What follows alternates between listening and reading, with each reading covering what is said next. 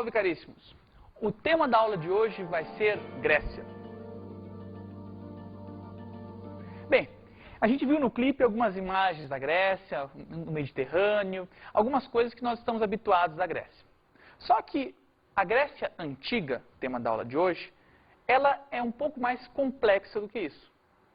Na verdade, a história da Grécia Antiga pode ser dividida em dois momentos. O primeiro momento, a história creto-micênica, na qual os gregos estão muito semelhantes, parecidos às civilizações da Antiguidade Oriental, como os mesopotâmicos ou os egípcios. Num segundo momento, nós temos a história da polis. Aí a história grega é muito semelhante à que nós conhecemos. A história da polis é a história da democracia, da Olimpíada. Veja, aquelas imagens que nós temos melhor associação a respeito da Grécia. Portanto, vamos primeiro ver o período creto-micênico e depois ver o período da polis. Agora, para entender isso, vamos imaginar primeiro entender o período creto-micênico, como nós sabemos esse passado, de onde nós extraímos as informações sobre esse período que começa do terceiro ao segundo milênio antes de Cristo e vai até o século VIII antes de Cristo. As informações do período creto-micênico nós podemos extrair através de fontes arqueológicas ou dos poemas homéricos. Fontes arqueológicas por quê? Porque nós temos poucas informações escritas daquele momento. O que sobrou, arqueólogos vasculham a terra em busca de algumas heranças. E das poucas fontes escritas desse momento, nós temos os poemas homéricos, que nós vamos ver mais adiante. Nesse primeiro momento de uma história creto-micênica, de uma história de uma Grécia muito semelhante aos povos da Antiguidade Oriental, nós encontramos um paralelo histórico. Nesse momento em que a Grécia está se formando, nós temos florescendo com grande força a Babilônia, a Mesopotâmia e o Egito. Podemos fazer esse paralelo histórico sem problema algum. Vamos pegar a sociedade minoica, um dos exemplos da história creto-micênica da Grécia. A sociedade minoica fica na ilha de Creta, um dos primeiros focos de civilização naquele momento. A ilha de Creta tinha uma grande importância comercial naquela região. Por isso que lá podemos dizer como característica que havia a talassocracia, ou governo dos mares, devido ao grande amplidão de comércio. Por outro lado, outra sociedade que coexistiu posteriormente à Creta foi a sociedade micênica. Creta, antes de mais nada, foi uma ilha. O foco de civilização grego foi numa ilha. Depois, o foco vai para o continente, para a Grécia em si. E se concentra basicamente nas cidades, e uma delas, a cidade de Micenas. O mais importante de se estudar tanto a civilização minoica, cretense, quanto a civilização micênica, é perceber que os gregos guardavam semelhanças com as outras civilizações da Antiguidade Oriental naquela época. Por exemplo, a figura do rei sacerdote, o governante com uma vocação política quanto religiosa. Outro exemplo são os grandes templos e palácios, coisas que havia na Mesopotâmia, por exemplo. Nessa época, os gregos estavam muito influenciados pelos traços orientais. Um outro período que faz parte dessa história creto-micênica é o período homérico. O período homérico tem esse nome porque as fontes de informação que temos desse período vêm de dois poemas escritos por um Aedo, um poeta da época, Homero. O primeiro poema que nós temos é a Ilíada, que conta a história da Guerra de Troia, guerra na qual os gregos foram em busca de Helena, que tinha sido capturado pelos troianos. Helena, helênicos, daí o nome helênicos para grego. O segundo poema é a Odisseia, que conta a história da volta de Ulisses, Odisseus, da Guerra de Troia para sua casa. Bem, já que o tema é Guerra de Troia, coisa e tal, você sabe o que é um presente de grego? Que reúne aqui rapidinho. Ah, coisa simples. Vem lá. Vocês já ganharam um presente de grego? Não. Não. Não. Mesmo? Verdade. Você já ganhou um presente de grego? Não. O que significa presente de grego? Um presente que eu não gostei. Também. Você acha que é isso? Sei lá. Você já ganhou um presente de grego? Não. Que eu recordo, não. Você já ganhou um presente de grego? Não. Tipo, vacalhação, assim, alguma coisa parecida? E você sabe de onde vem essa expressão, presente de grego? Presente de grego? Não sei. Presente de grego deve ser alguma coisa que pra você deve ser horrível. E de onde vem essa expressão, você sabe? Ai, já não sei. Tem tanto ditado por aí que não Sabe de onde que vem essa expressão? Não sei.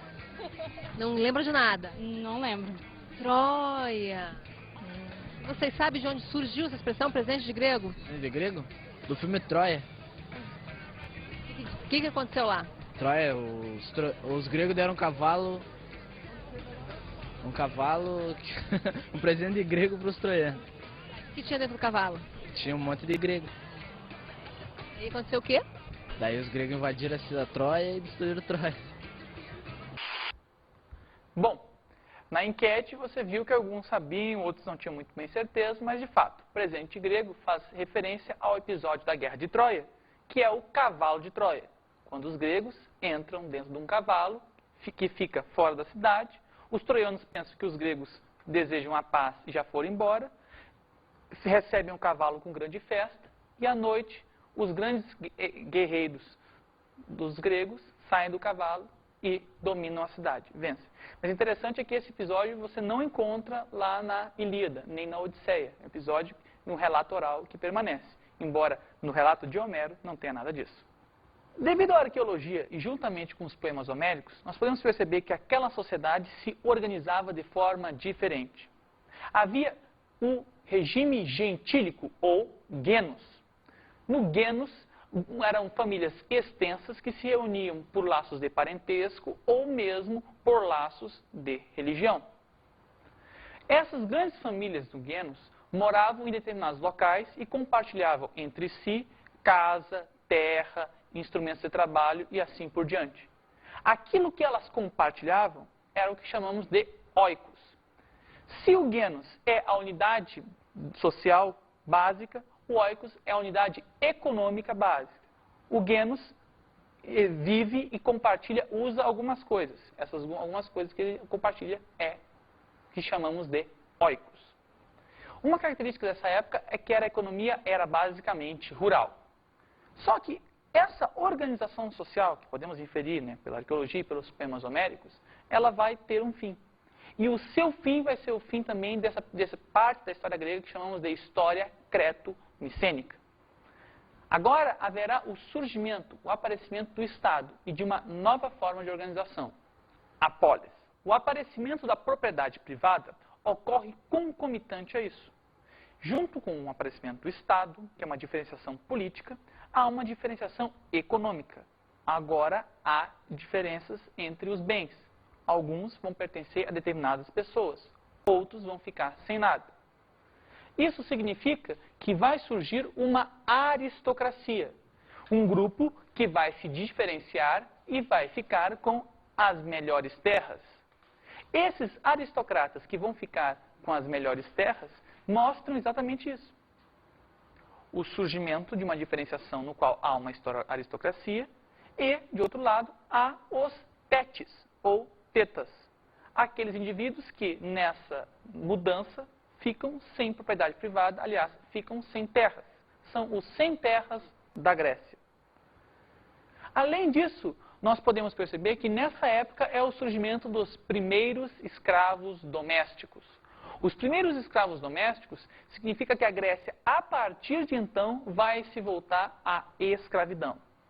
É por isso que esse momento é o período da transição entre o comunismo primitivo, uma comunidade primitiva, e o escravismo, a escravidão. Temos, portanto, agora um novo período, que substitui a herança creto-micênica, que é o período da polis, a história da polis, do século 8 ao século 2 a.C. A história da polis, ela inicia no período arcaico, que é o período que nós podemos dizer da organização dessa nova estrutura, que é a polis. Do período arcaico, nós temos o colapso do genus. colapso da estrutura gentílica. Nesse momento, nós temos a formação da polis, a estrutura diferente do genus, oligárquica, na qual poucos têm o poder. Esparta é um exemplo dessa polis. Ela tem como características ser uma sociedade e educação voltadas para a guerra. O regime espartano é o regime que privilegia a guerra, o confronto militar. O Estado é o regulador da vida familiar e dos cidadãos. Isso porque um cidadão espartano, desde o seu nascimento, estava fadado ele a servir ou não o Estado. Se ele fosse uma criança com algum defeito de nascimento, alguma deficiência, ele poderia ser até morto, não seria capaz, não seria um bom soldado. Mas, se o fosse, a sua educação, da sua escola, da sua família, seria sempre voltado a ser um soldado pronto para servir Esparta. Esparta também tem como princípio a agricultura como uma base econômica. A agricultura tendo base econômica significa que Esparta não se dedicava tanto ao comércio, mas sim, basicamente, às questões agrícolas. As camadas sociais de Esparta são basicamente três: esparciatas, periecos e lotas. Os primeiros, detentores de garantias políticas e riqueza, são homens livres.